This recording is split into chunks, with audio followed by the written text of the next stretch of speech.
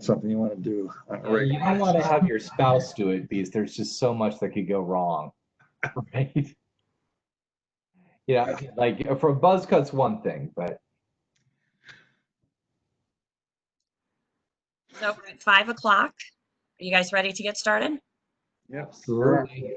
All right, I lost the technology on my other screen. So for those that are joining us on the call, this is the COVID-19 Legal Issues Forum.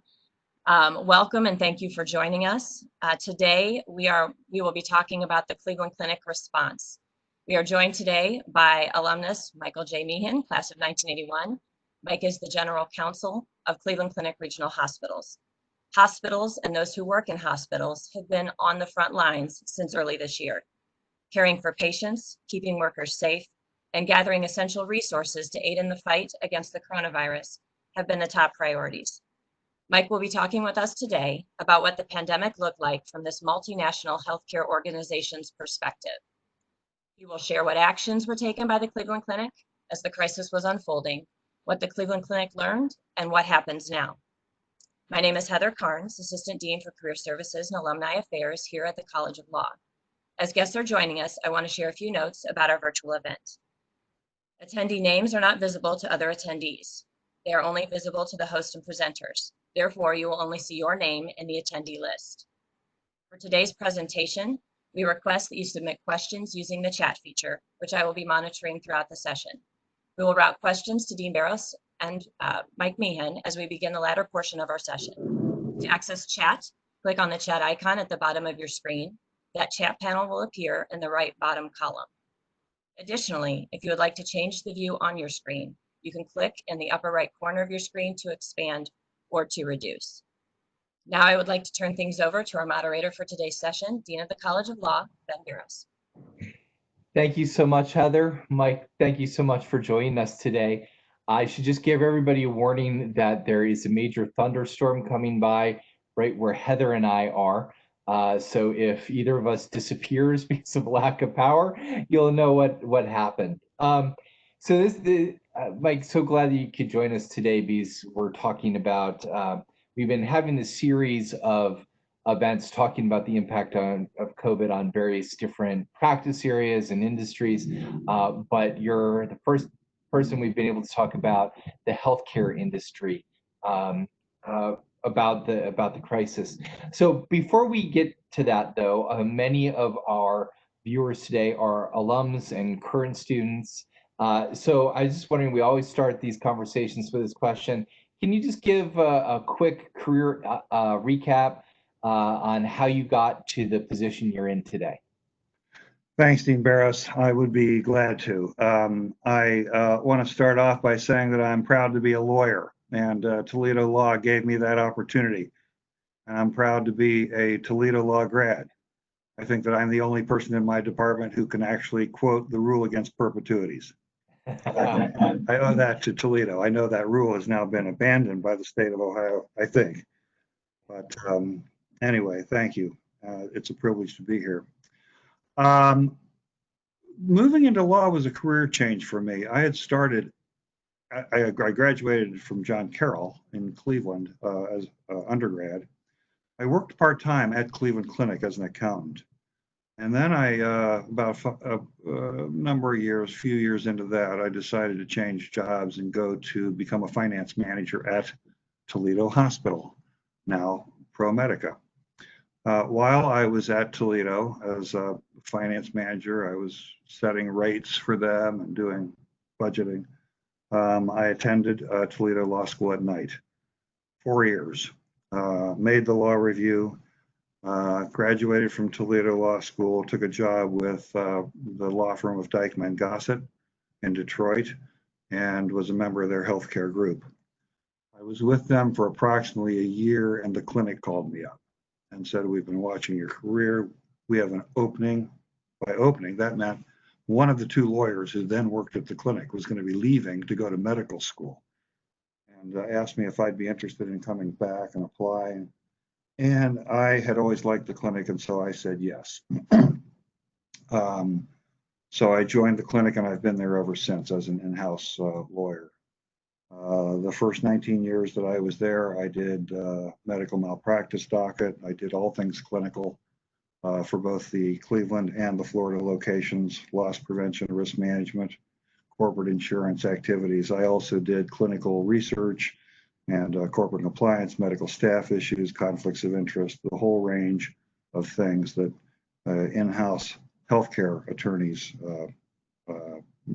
deal with. At the present time, my position is general counsel of the regional hospitals, so I coordinate a group of lawyers inside our department, and we assist the 9 Northeast Ohio regional hospitals. And I serve in a corporate secretary or assistant secretary role for them. I'm married to an attorney. She said, well, if he can do it, I can do that. And one of my 2 adult sons is an attorney with the US SEC. In recent years, I've volunteered. I'm on 3 boards that I enjoy being on. One is the actually 2 boards, plus I teach a health care class down at Cleveland State, and I have enjoyed that. The other organizations that I'm involved with is the Cleveland Catholic Diocese, where I'm the chair of the finance council there, which canonically speaking is as close to a governing board as you're going to get in the diocese in the Catholic world. And then I'm the chair of the board governance committee for Cleveland Playhouse. So I would say that's pretty much it in a nutshell. Probably took up, 1/3 of our allotted time here just going through. Yeah, no, not at all. Thanks very much for sharing that. So let's start chronologically with the current crisis.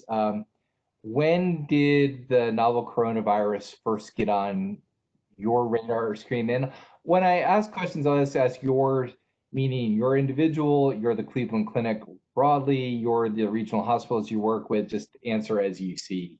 No, most appropriate. Yeah, sure. The answers I will give will probably be from the standpoint of the Cleveland Clinic.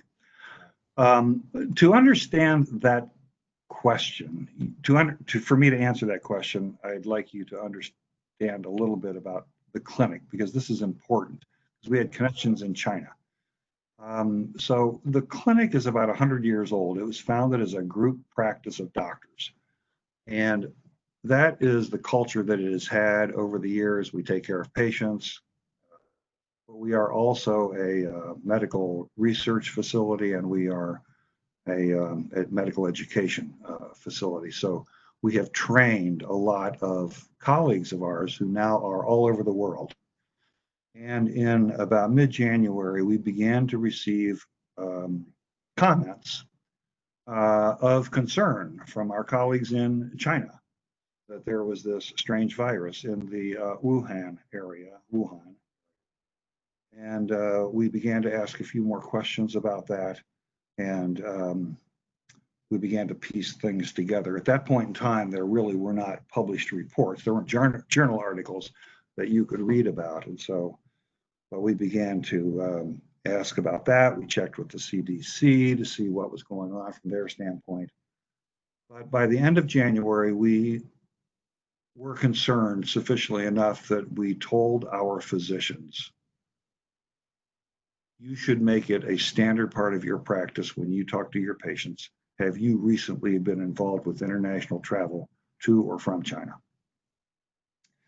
So that's how we kind of learned about it. That's how it kind of got started at our end. I would add that in those early weeks, we not only had colleagues in China, but also Seattle. And we were in touch with them as well. So we were able to, piece together a lot of information, but it was pretty anecdotal, but it was very concerning at that point in time. And so as things progress, when did the crisis start having a real impact? And I would imagine that the impact on the clinic probably happened before you even had your first case, because you're starting to get prepared for it and changing your approach to things. Is that true, or? Yeah, I remember talking to one of the doctors who was on the point for us during the time of the Republican National Convention. There was a lot of collegiality and coordination going on in the greater Cleveland area to prepare for some kind of a mass disaster that could have occurred as a terrorist act in Cleveland in 2016. He was one of our point people when it came to this pandemic because we had to coordinate extensively with local hospitals, not only regionally in Northeast Ohio, but around the state. And I remember him telling this was back at the point in time, probably the end of January. There were reported cases in 4 states. I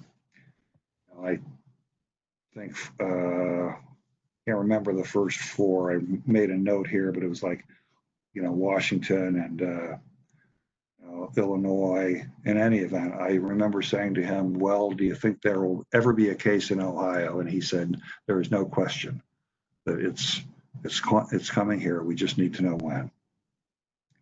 So. And what kind of steps were you taking to prepare? Well, the great fear that we had as we began to look at this modeling was that there would be a surge and that there would be some kind of surge that we wouldn't be ready for. But that was a little bit down the road. We weren't quite thinking about that in the early weeks. We began the first. We did this as an enterprise. We didn't do this on a local hospital by hospital basis. And so I went back and looked at this. The first time we put out an employee communication on this was on January 22nd, where we said there were 4 states. They are Arizona, California, Illinois, and Washington. And we began to officially put it into the medical record that any new patients would be asked the question about international travel. And had they had any kind of symptoms that were now manifesting themselves, like a cough or a fever associated with that. On January 30th, the clinic launched a formal website which we called a COVID toolkit, which provided a number of different opportunities for our own employees, who we call caregivers. You'll hear me use that term, caregivers.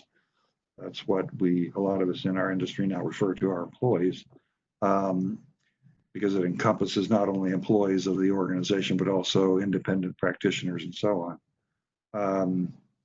And it provides guidance on detecting patients who may have the virus, and protections for caregivers, and how to respond to circumstances. So that was at the end of January. By February, first week in February, we had developed a full set of FAQs. On February 13th, we notified our workforce that we had an adequate supply of N95 masks. By March 2nd, we actually put an alert in our medical record. If a patient had certain symptoms, like about 4 things, if the planets lined up and the same person had a fever, a cough, shortness of breath, and they had traveled to China, South Korea, Iran, Italy, or Japan within the last 21 days, then an alert went off in the electronic medical record. So this is not only in Cleveland, this is throughout our enterprise. We have locations, in not only in Ohio, but also in Florida and in other places, Canada, and other places in the world. So this was an enterprise approach. On March 5th, we suspended all non-essential international business travel. And I remember sitting in a board meeting on March 9th when one of our prominent board members came in and wiped the surface down. And the president of the hospitals turned to me. We had a big meeting the next day. And he said, Mike, we need to convert that to a virtual meeting. So I stepped out of the room right then. And on March 10th, we began going virtual for all of our board meetings. On March 10th also, we put out a number of comments by leadership at the clinic. Anybody who was absent from work, that absence did not count against their paid time off. International and domestic business travel is now restricted. And on March 12th, we restricted visitors from coming into our hospital. And by March 16th, whole departments inside the clinic were going virtual, moving out. And on March 16th is the day that the law department, all 100 of us, picked up our equipment, secretaries, paralegals. It all got shipped to their homes. And then our IT department went out and reinstalled their hard drives and computer screens in their homes. And we've been working virtual ever since mid-March. So those were, I'd say that's probably covers the first, 3 weeks of it, or, first month, I guess. Right. So one thing that we were all concerned about in mid-March was flattening the curve and being concerned about a dramatic spike in cases that would overwhelm the healthcare system. So that didn't occur. I think it didn't occur in significant part because of a lot of actions that we took as a society and that our government took. But can you talk a little bit about that initial concern about just, for example, was there a significant concern at the Cleveland Clinic about running out of ventilators or running out of ICU beds or that kind of thing? And were you doing contingency planning in case the capacity was overwhelmed? Yeah, there was considerable concern. It was hard to believe that this kind of concern would ever materialize. And we're very lucky in Ohio that it didn't, at least not yet. But what happened in New York, and most prominently in New York, could have been us. And when we saw those scenes in New York, and we sent a number of our doctors and nurses to New York Presbyterian, and the stories they came back with is the very horror that we had hoped would never happen to us. Fortunately, in Ohio, we had a proactive governor who jumped on this thing pretty quickly, and we have a state of people who abided by his requests and those orders, and we were able to flatten this curve. But I will tell you, even as we sit here today, that there's little flickers that we see. We see the patients in our hospitals about 2 weeks, 3 weeks after the infection. And so if I were to tell you that we had 5 more COVID patients in our system today than we had yesterday, it's probably because of something that happened, several weeks ago. And maybe they got tested for it several weeks ago. So what we are seeing on an inpatient basis follows the behavior. And it's going to be very interesting to see, now that we have opened up the state as of Memorial Day, weekend, it'll be very interesting to see, what our numbers show when Father's Day rolls around. Right. I at that point in time, we did begin to plan. We began to look at the modeling that was taking place right there, and we asked ourselves, what happens if Ohioans don't follow the guidelines that are coming out of the state? Where would we be? And at the Cleveland Clinic, we have about 2,800. If you look at our entire enterprise in the greater Cleveland area, we have about 2,800 medical beds and about another 550 intensive care unit beds. And we felt that if this modeling, in a worst case scenario, we would be understaffed by almost 3 times.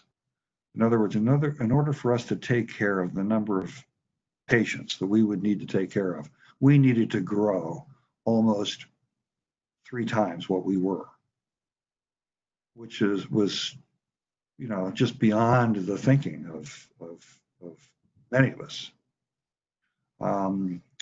We began to do things like figure out a way that our caregivers would have fewer touches on a pen or a piece of paper at the registration, or an informed consent, or not informed, actually we didn't go that route, but forms that typically are given to patients, the patients sign. Do we really need to be able to have that exchange of paperwork? Because every time that happened, you know, there was a risk of transmission to our caregiver, to patients, to families.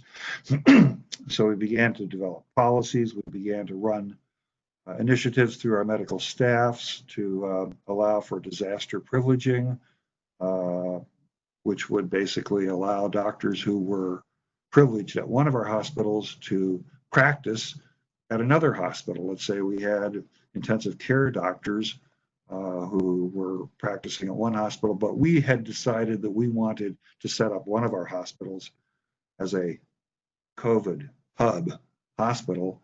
We're going to need all of those doctors to suddenly move over to practice medicine at that other hospital. And normally you have to go through an extensive privileging credentialing process. So we figured out ways to get around that so that we could move people quickly. So yeah, that was a fair amount of but I'll tell you, I think that the concern that we had throughout was making sure that our patients were safe and making sure that our employees were safe. A lot of the public policy behind these initiatives on a national level was to make sure that the healthcare system in this country was not overrun. Because if the healthcare system got overrun, if there were too many patients that needed ventilators compared to the number of ventilators that were out there, if nurses were having burnout, and if then the whole system would just collapse, and that would be a recipe for disaster for not just health, but for the economy and so on. So that was a grave concern. And one of the things I'm proudest of is that our CEO, who is a surgeon, who's a doctor, and he's a heart surgeon, embraced the notion that we needed to protect our caregivers. And that is a theme that has gone through everything that we have done. We always put our patients first, but our caregivers were right up there this time around. Not people like me, not people who could move to their home and practice law in their own home, but people who are on the front lines, the emergency room nurses, the intensive care unit intensivists, and so on. So two things were big issues, I think, were in the past couple of months were availability of testing and availability of personal protective equipment, or PPE. Were those struggles for you, and what's the current state, especially of testing in your system? Testing has always been a concern, and the problem with testing, at least in Ohio, is we didn't have the capability to do as many tests as we would have liked to have done. At the present time in our organization, I believe that the number is that we have tested about 20% of the COVID testing that's been done in the state of Ohio. We've done a lot of it at the Cleveland Clinic, about 20%. Early on, we did develop our own test, and we began to open up drive-through testing sites. We had 2 of them. One of them was in collaboration with university hospitals in Cleveland. But yeah, at the present time, testing is mandatory for any surgery or procedure that's going to be performed in one of our operating rooms or in an ambulatory surgery center. So that testing must be done 2 to 3 days in advance, ideally 72 hours in advance. If you're going to now have surgery, you must be tested.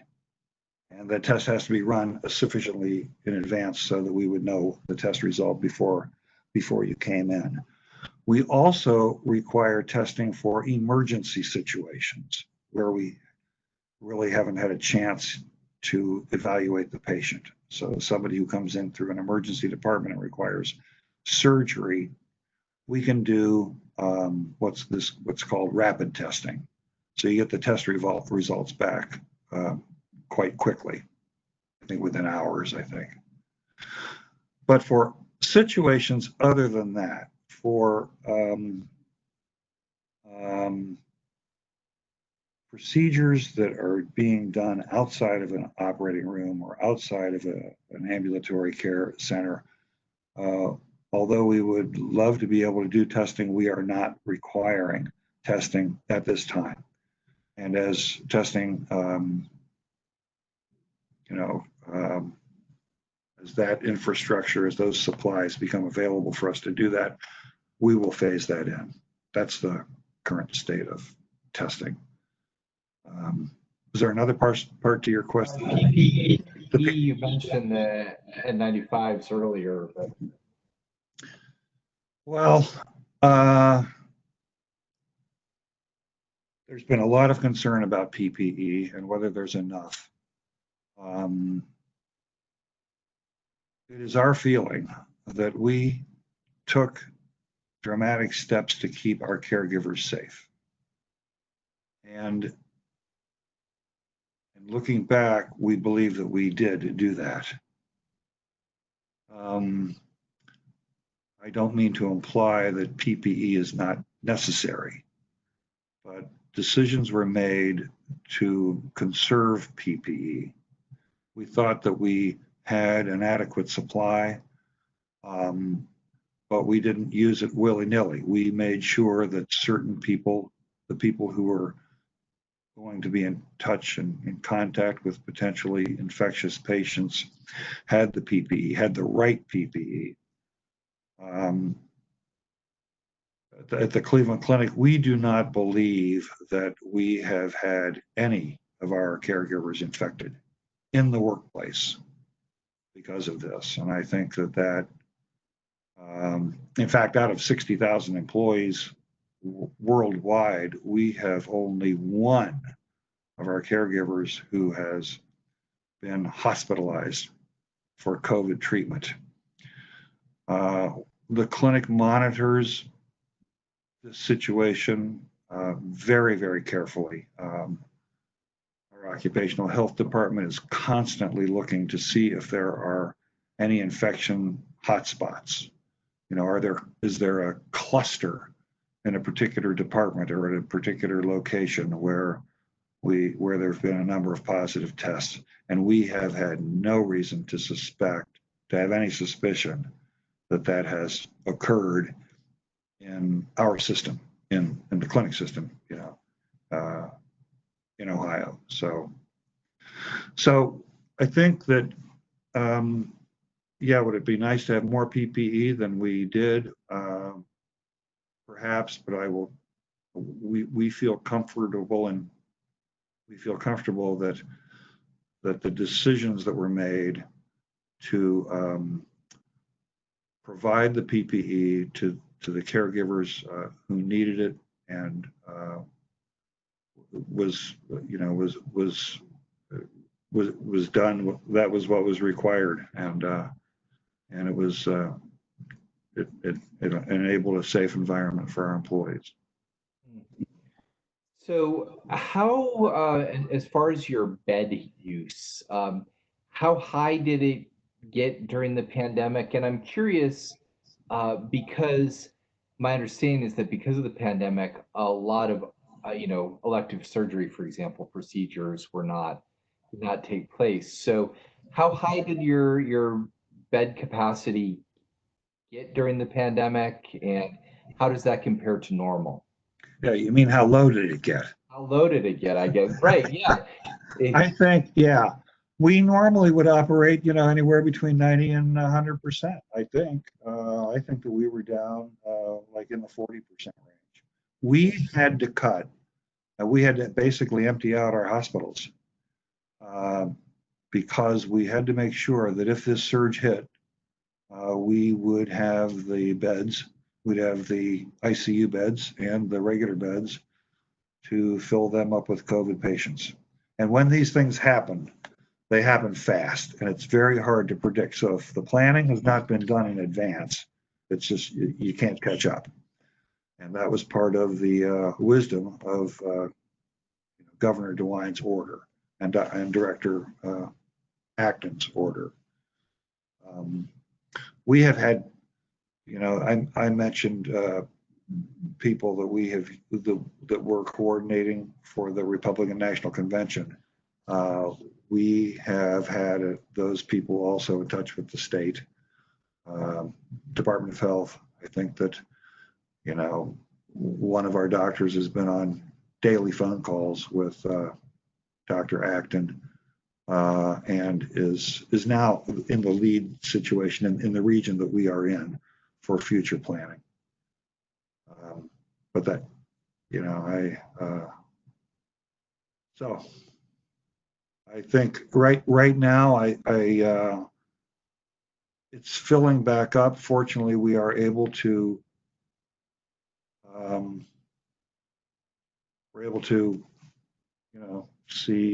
perform surgery on non-essential cases.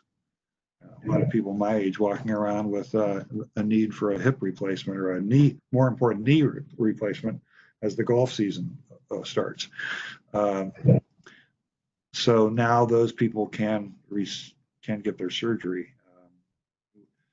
The problem with that, of course, is that hospitals like ours took a big hit in terms of the volumes dropping.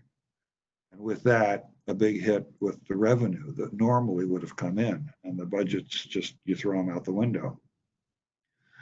The federal government did provide some financial support to try to help offset some of the loss in revenue. It certainly didn't cover all of the losses of revenue, but we had a big hole that we dug for ourselves, the industry, and now we are digging ourselves out of that hole. We have implemented a number of,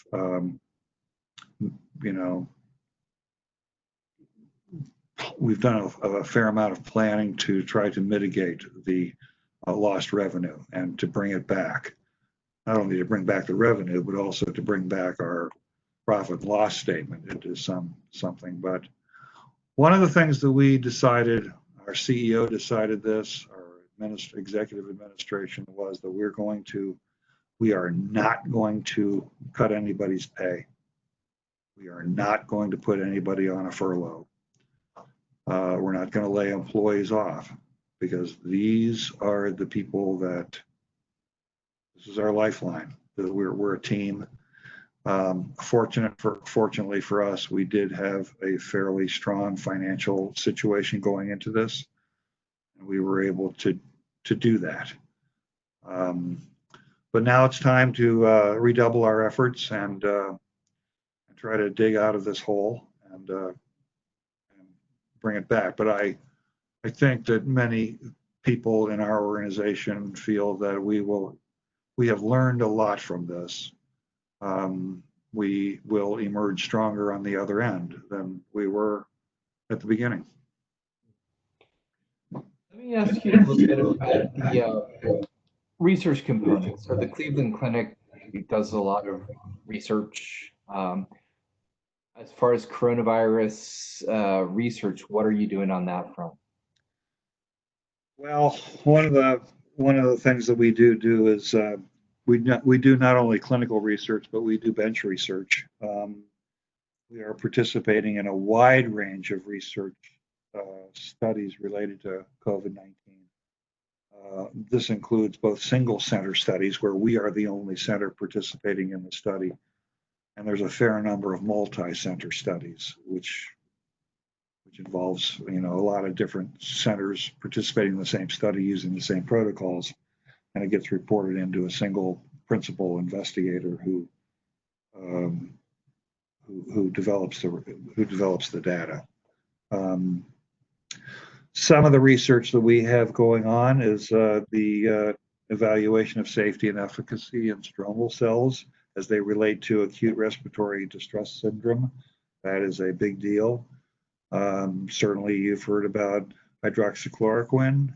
We have trials going on to evaluate whether the administration of hydroxychloroquine will improve clinical outcomes for certain kinds of hospitalized patients. We are testing enhanced administration of vitamin C and zinc.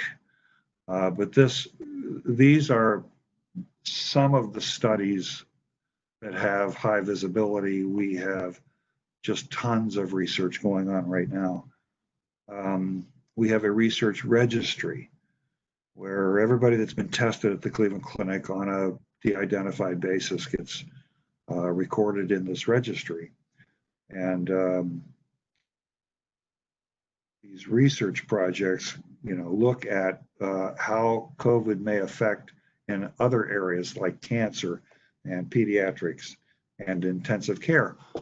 One of the things that was helpful to us, this isn't quite research, this is just good clinical practice, but by having colleagues around the world, we had people in, we're opening up a hospital in London. So we are starting to get plugged into the London medical scene. And one of the things that we learned from London was proning, P-R-O-N-I-N-G. This is putting a patient on their tummy and applying the ventilator. They learned through the COVID experience that a better result was achieved this way. This was not standard practice here, but we heard about that. Others began writing about it in this country, and that then became a practice of a treatment practice. But getting back to the research, we have a multidisciplinary committee. There was an article that was written about in Crane's Business just about a week ago that talked about how we're doing research. We have a committee that, everybody wants to do, I shouldn't be so cavalier as to say everybody wants to do research in COVID, but there are many, many studies that come forward, and at the clinic, they must go through an evaluation process where they get reviewed by a multidisciplinary team. Just looking at COVID, because we want to make sure that the research that's being, undertaken and financed is sound, and the stronger trials, clinical trials, are being prioritized for potential and having a significant impact on patient care. Before we leave the topic of the surge, I want to mention our Hope Hospital. You may have heard or read about these naval ships that were pulled into the harbors in New York City and Los Angeles. Those ships gave those cities the ability, at least the one in New York did, to add 1,000 beds of capacity. Not that COVID patients would be taken there, but other patients or patients with less acuity would have a place in case they ran out of beds. So one of the concerns that we had in Cleveland was that if our bed space was, even in the Cleveland Clinic system, needed to be expanded by, as I mentioned earlier, almost 3 times. So we considered all of the options that we had. We have a hotel, we have several hotels on our campus. And could we basically move out, convert the ballrooms in those hotels, or even patient or hotel guest rooms into patient rooms. These were all part of the planning. And one of them was to take the health education campus that is a joint venture between the Cleveland Clinic and Case Western Reserve School of Medicine. which is a fairly new building. It's only been there for a year or two, and it is on the clinic's campus. And convert the entire first floor of that building, which is an atrium style floor, very wide open space, into a surge hospital. And that was done. That was done.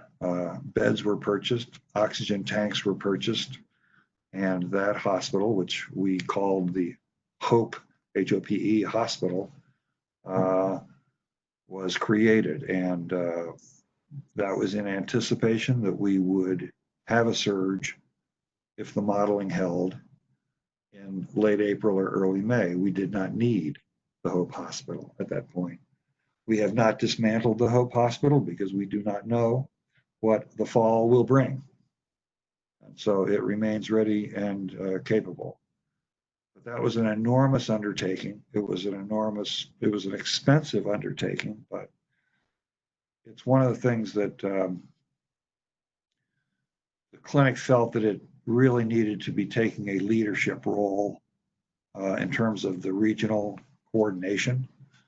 And that was something that was felt that we should do. So that was, I just, since I have the stage here, I thought I would. Yeah, no, it's really interesting how important it was to get prepared for something, even with the hope that through things like social distancing and stay-at-home orders, we were able to avoid them. Let me ask you one more question, then I'll turn it over to Heather to ask some audience questions. Predicting the future is a fool's game, so we will give you a dispensation to say any predictions of the future may not come true. But where do you think we're going with this crisis in the next year? People have said it. I'm here to tell you what healthcare is going to look like post-COVID is going to be quite different than what healthcare looked like pre-COVID because of telemedicine. Mm-hmm. I jotted down a couple of statistics here, anticipating that you would ask me that, mm-hmm. since it's in the description for today. Mm-hmm. We did 5,000 telemedicine visits per month pre-COVID. And that jumped at one point to 200,000 visits per month, from 5,000 to 200,000. I myself was, I had a physical exam, and I went in and had blood work done. And then normally I would go visit, I would have a nurse visit, and then I would have a doctor visit. But the nurse visit got canceled. That's because of COVID, and that didn't get rescheduled. But the doctor visit was handled over the telephone, where the doctor reviewed with me my test results, which I could see on the computer because we have a feature called My Chart where people can actually see their own test results. And he talked to me about that, and what am I going to do about this? This looks good. You need to look at that. And there was another visit that I had. I don't want to make it sound like I'm falling apart here. I had a couple of doctor visits during this period of time, and the other one was on FaceTime. And I think that part of this is that the federal government has relaxed some rules. One of the interesting things, and one of the roles that lawyers have had during this pandemic, is that CMS. I mean, as you know, Medicare pays 30 to 50% or more of the bills in hospitals in this country, and so they have very strict guidelines, especially when it comes to privacy.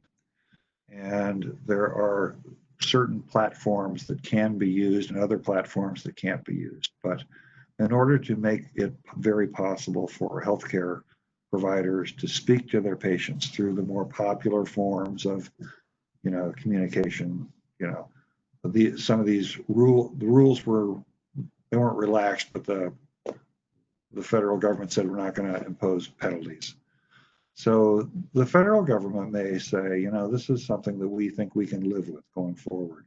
I truly believe that telemedicine is going to make a huge, huge difference. Our CEO, Dr. Tom Mahalovic, and the CEO of another system in Cleveland, the Metro Health System, were speakers last Friday at the City Club Forum in Cleveland, talking about this very topic. There's been another effect of this, and that is the workplace. You know, people like me. We were talking about people like me and whether I really needed to come into the office. The Cleveland Clinic, we have, you know, like I said, we have 60,000 employees worldwide. So we have a lot of employees who are either, you know, they may not all be caregivers. We have a huge administrative function. My particular office is in a complex of about 4 to 6 buildings out in Beechwood, Ohio, which is on the east side of Cleveland. And a question is, do we really need to have that kind of brick and mortar infrastructure support for that many caregivers, employees? And the clinic had actually begun to study this prior to COVID occurring. But with COVID, we are now asking we may wind up accelerating this. And we're getting much more comfortable with teleworking for employees in our industry. So that is the other piece that I see as a big change in our industry post-COVID. Thanks. Heather, you want to ask some audience questions? Sure. I want to start with one staying on your workforce, and that is related to the emotional concerns. How was the clinic able to address those, or did they address those emotional concerns of your workforce? Yeah.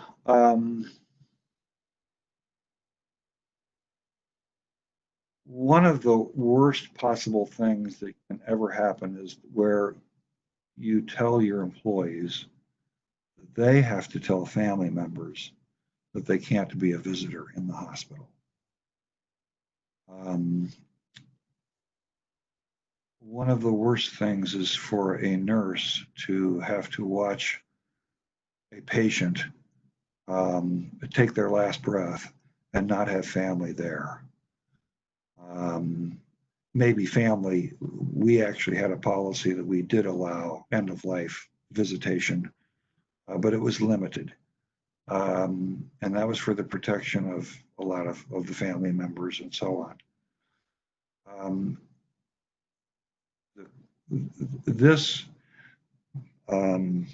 I can't say enough about the frontline caregivers, not only in our industry, not only in our organization, but in everybody, you know, like the EMS squads who had to deal with these situations over the last 4 or 5 months.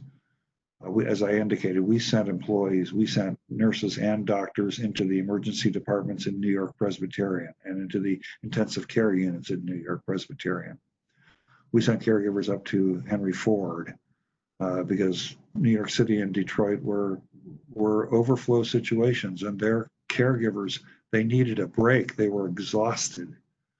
In fact, Henry Ford Hospital took out a full-page ad in Sunday's Cleveland Plain Dealer, thanking the nurses, the brave nurses from Cleveland Clinic who came up and let them catch their breath. At the clinic, we recognized this. We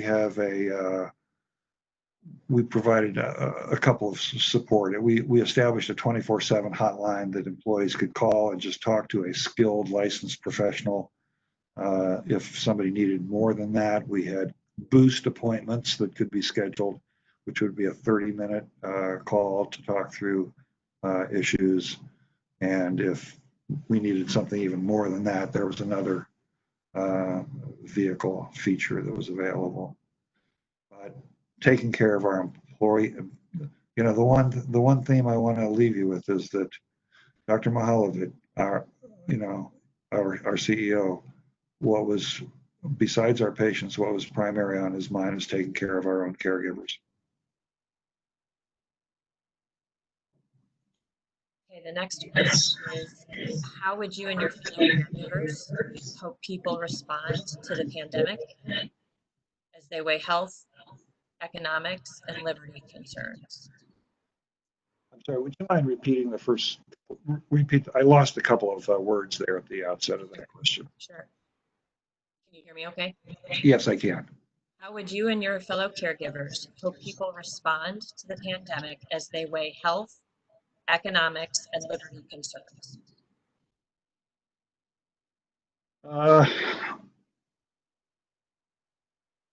Our primary focus has been taking care of our patients and taking care of our employees. From a health standpoint, that is what comes first for us. Our mantra is patients first. And employees were right up there with our patients during this pandemic. From the standpoint of economics, I am very pleased to work for an organization that fortunately had a fairly strong balance sheet going into this and was able to make the commitment, we are going to do whatever it takes to see this through from a finance standpoint. We, as I indicated earlier, we dug some big holes from a revenue and volume standpoint, which we will come out of on the other end. But our administration was supportive of that. Our finance administration was supportive of that, our CEO. And, you know, somebody who I've kind of left out of this is our board members. Our board members have been enormously supportive of doing the right thing here, no matter the cost. And obviously, no money, no mission. I understand that. We never had to get to that point. In terms of personal liberties, you know, I think that that is probably a reference to the visitation policies that had to be imposed, or perhaps the possibility that somebody might be without a ventilator and that there needed to be some decisions made in connection with scarce resources. The clinic was never in a position where we ever had to actually go down that road, fortunately. There were discussions among ethicists and lawyers citywide in the greater Cleveland area to figure out what would be the right thing to do. And guidelines were being developed along those lines, but they were never finalized or officially adopted because it didn't come to that. I hope that's responsive to that question. I think it is. I have one other question I want to ask before I turn it back over to Ben. And that is related to a possible research or next search. Are there things that the Cleveland Clinic did or did not do that are informing how you might handle what comes next, if that next search happens? We've learned a lot, and there are many things that we did and didn't do, probably. I can't say something right now that we didn't do. We learned a lot by going through this process. And one of the reassuring things for me, I mean, because of my age, I'm in the vulnerable population. And so I just got an email from my church today. Am I going to be willing to go in and lecture at Mass now that the Catholic churches are reopening? And I wrote back and I said, you know, I don't think I'm quite ready for that. That's a mass gathering, and I am one of those people that really should stay home. I just am I think that from the standpoint of the clinic, we do believe that there will be an uptick. That we believe there will be several upticks. We do not believe that there will be a surge. We do not. We think that the curve has been flattened, and we think that the general population has been educated. But we are concerned that there, and we do believe that there will be some minor spikes along the way as we move into what normally would be the flu season, what we would call the flu season as we move into the fall. It'll go up, but it won't come down completely. It'll stay at a certain level. Then there will be another uptick, and it will come down a little bit, but it won't go all the way down like a complete U-shape spike. So that is what we think. That is what we are ready for. Actually, we're ready for a lot worse than that, but that is the expectation. Let's see, another question came in. There's a draft legislation to limit liability for health workers called SB 308. Do you have any views on that idea? I'm totally in favor of that. I don't know what I don't know what that questioner would have expected coming from me. But I am certainly aware that the Ohio Hospital Association has been working and talking to a number of members of the hospital community regarding that possibility. There is concern that there would be an avalanche of litigation. And I think that some parts of the country are starting to see that. And if the litigation has no curbs or no limits, that can be devastating to an industry that is trying to pull itself out of having some significant losses. I think only time will tell and judgment will tell whether the legislature has the appetite for an immunity. That's a big deal in Ohio, granting of an immunity. I don't really, obviously that would be something that would benefit, my organization. But the Cleveland Clinic does not have an official position on that. So what I'm saying is just a personal thought. All right, thanks. Okay, well, thank you. We're coming right up on the hour, so we timed that pretty well. So why don't we wrap up there? Mike, let me thank you again for joining us. It's been a really informative discussion. So thank you so much for taking the time. And we wish you the best of luck. It's incredibly challenging times for all of us, but your organization does incredibly important work. And so we're grateful for it. And we wish you the best. Thank you, Dean. Go Rockets. Okay. Thank you, everybody. Take care of yourselves. Thanks, everyone. Watch for more on the COVID series. Thank you, Mike. Bye, Ben. Bye. Thanks, Heather.